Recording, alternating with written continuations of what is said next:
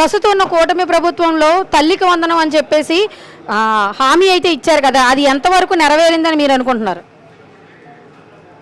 అమ్మ ఒడి అనేది first point చెప్తే ఆ పదాన్ని తీసుకొచ్చింది జగన్మోహన్ రెడ్డి. ఫస్ట్ అమ్మ ఒడి ఇలా తల్లికి చదివించడానికి భారం అవుతుందని చెప్పేసి ఫస్ట్ ఆ పథకాన్ని ప్రవేశపెట్టిన వ్యక్తి జగన్మోహన్ రెడ్డి. సరే, అప్పుడు జగన్ గారు మెయింటెనెన్స్ కోసం 1000 రూపాయలు ఖర్చు చేశారు. ఇప్పుడు లోకేష్ చేస్తుందండి, వాళ్ళు ఇచ్చింది ఇప్పుడు 3 సంవత్సరాలు అయింది అధికారంలోకి వచ్చి. ఫస్ట్ సంవత్సరం పంగనామం పెట్టేశాడు, రెండో సంవత్సరం తుతు మంత్రం అని చెప్పి ఒక 10% 20% మాత్రం వేశారు. ఇప్పుడు 10%కి బహుశా 10% కూడా పడలేదు ఇంకా. అదేంటి మరి, ఇంట్లో ఎంతమంది పిల్లలు ఉంటే అంతమందికి వేస్తున్నారని కదా మరి?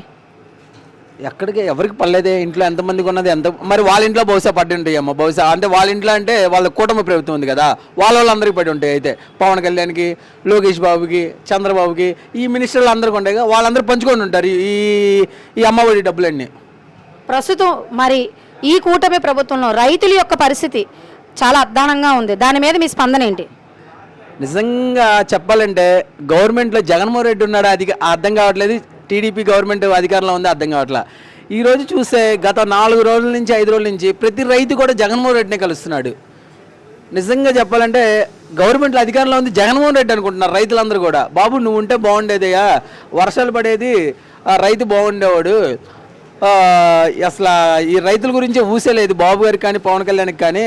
అంటే పవన్ కళ్యాణ్ అంటే వదిలేద్దాము, వాడు డబ్బులు ఇస్తే తీసుకుని వెళ్ళిపోయేవాడు, అతను వదిలేద్దాం, అతనిదే ఉందిలే. మరి చంద్రబాబు గారు ఏమో నేను రైతులకు న్యాయం చేస్తానని చెప్పి రైతు భరోసా అన్నాడు.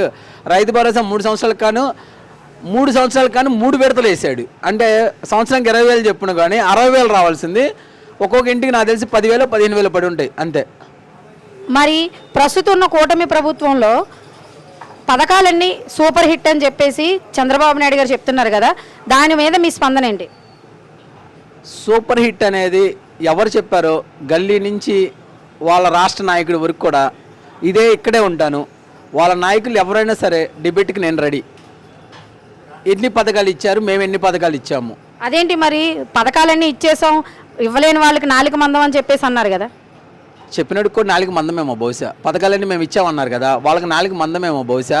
అదే చెప్తున్నాం కదా నేను, వాళ్ళ కార్యకర్తల దగ్గర నుంచి, టీడీపీ కార్యకర్తల దగ్గర నుంచి జనసేన కార్యకర్తల వరకు కూడా ఎవరైనా సరే డిబేట్కి వస్తే మేము రెడీ. ఇక్కడే వాళ్ళు ఎన్ని పథకాలు ఇచ్చారు, మేము ఎన్ని పథకాలు ఇచ్చాము, డిబేట్కి వాళ్ళు ఎక్కడికి రమ్మన్నా మేము ఎక్కడికి వస్తాం, డిబేట్కి నేను రెడీ.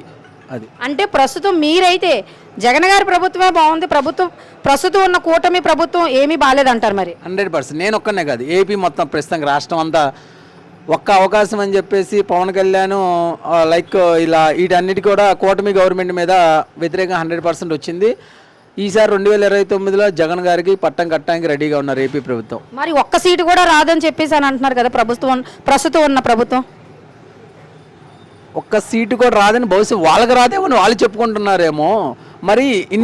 సరే ఇంతగా కానీ జగన్ గారికి ఇంతమంది రైతులు కానీ ఇంతమంది నాయకులు కానీ ప్రతిరోజు వెళ్ళి మా బాధలు మా కష్టాలు చెప్పుకుంటున్నారంటే టీడీపీ ఆఫీస్కి వెళ్ళట్లేదు. ఎవరు కూడా టీడీపీ ఆఫీస్కి వెళ్ళట్లేదు కదా, అందరు కూడా వైసీపీ తాడేపల్లి ప్యాలెస్ వైపే చూస్తున్నారు. మా నాయకుడు అక్కడ ఉన్నాడు, ఆయన దగ్గరికి వెళ్తే న్యాయం జరిగిద్దని చెప్పేసి.